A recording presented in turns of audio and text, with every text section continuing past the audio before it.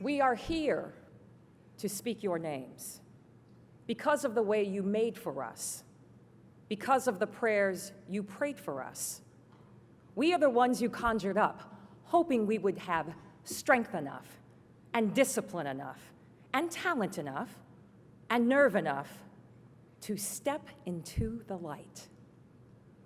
These are the words of the great African-American poet and playwright, Pearl Cleage.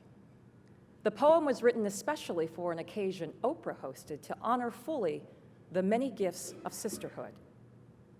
It's just a short excerpt from her beautiful poem, We Speak Your Names, which she calls a celebration of women, of mothers, sisters, dancers, writers, thinkers, preachers, marchers, leaders.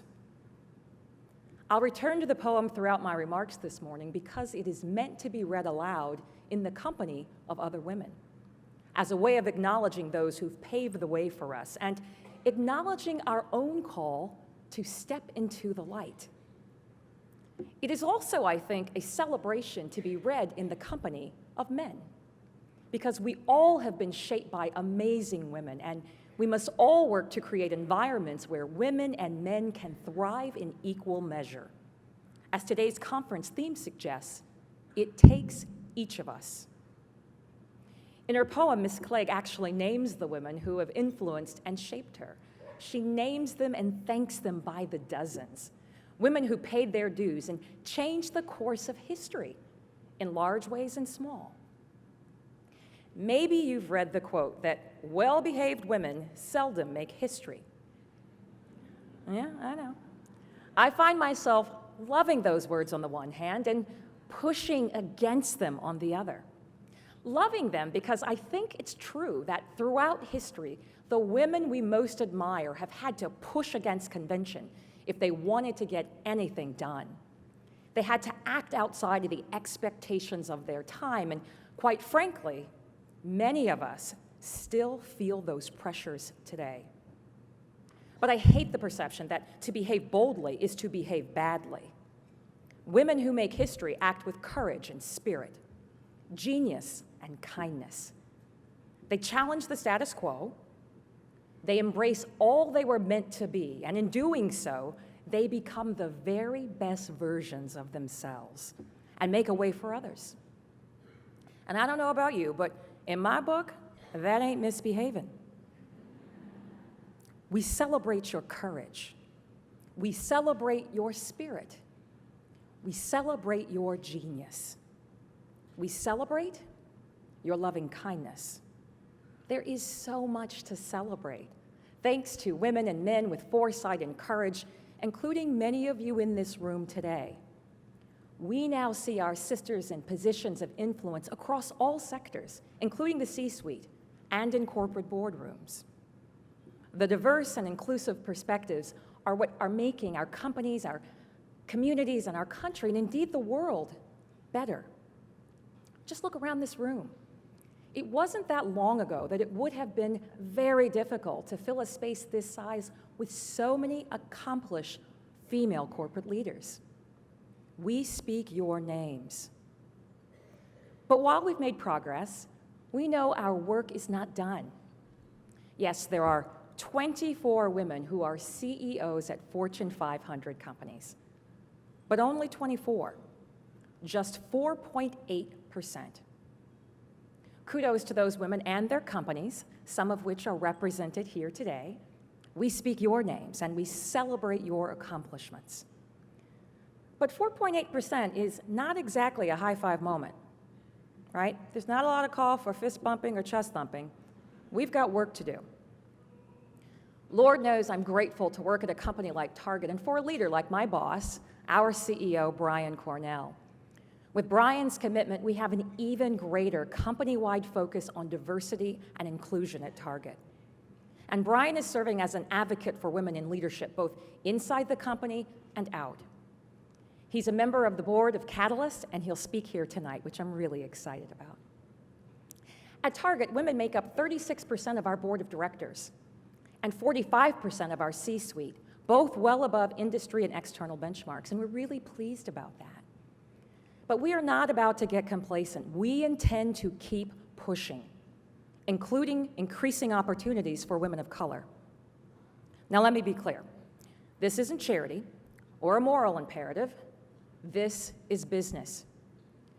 Diversity and inclusion, when fully optimized and integrated into a company's culture, creates a competitive advantage that positions our organizations to offer more innovative and relevant customer solutions and experiences, and to grow profitable sales and market share. But this isn't just about Target. If we're going to honor the legacy of the women who've come before us, we must continue to fight for a seat at the decision-making table, ensuring that we have a voice and a vote. And so, we thank you for these wings, and we stand before you now, your living legacy, the flesh and blood of our collective dreaming, and we realize with a knowing deeper than the flow of human blood in human veins that we are a part of something better, truer, deeper. What does it mean to be a part of something better, truer, and deeper? What are we supposed to do with that? Well, one thing we can do is to pause and remember the women who have shaped our lives, and then take those lessons learned to fuel our growth and the growth of others. You know, for me, that includes a long list of incredibly strong women in my family. And I think of women like my great-great-grandmother, Hattie Mae, who was born in 1880, just 15 years after the end of slavery. And she lived to be 105 years old. Hattie Mae used to tell us that there are only a few things in life worth fighting for: family, your friends, faith, freedom, and a good education.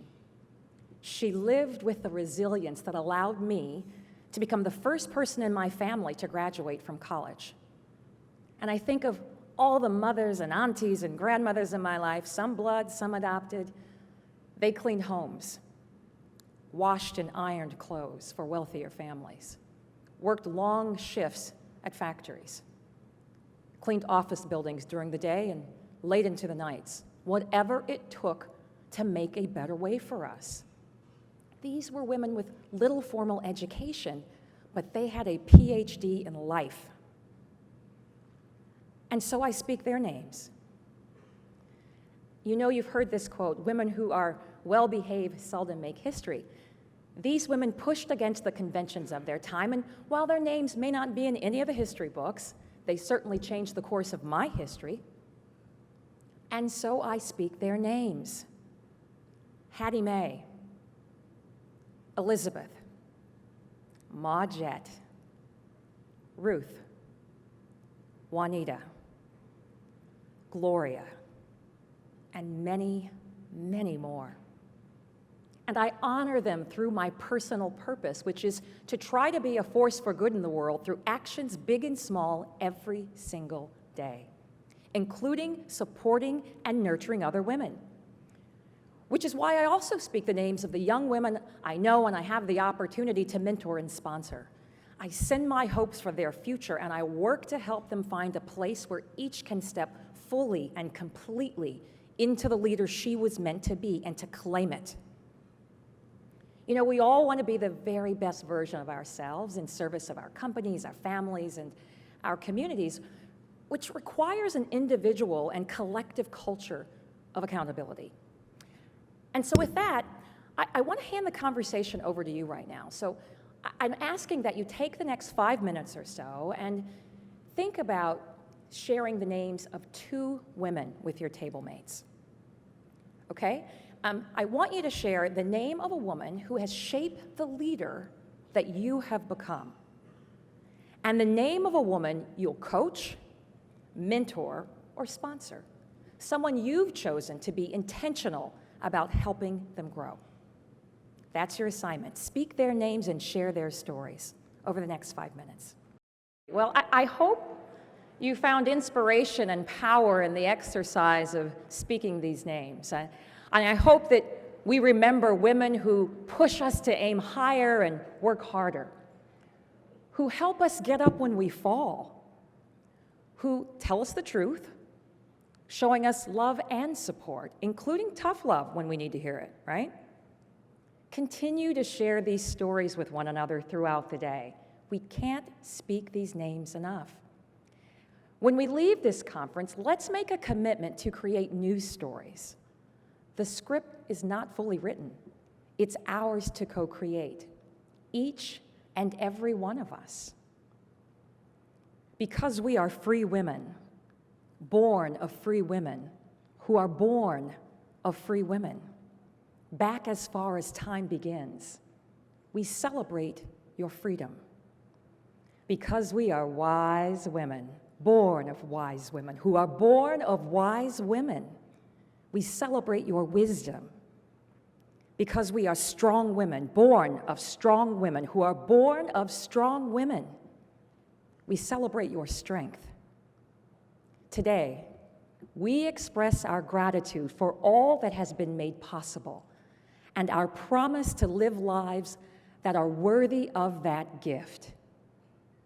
To be all that we were meant to be, to open new doors and break ceilings for those who follow us. Because we are the ones you hope would make you proud. Because all of our hard work makes all of yours part of something better, truer, and deeper. Thank you, and have a great conference.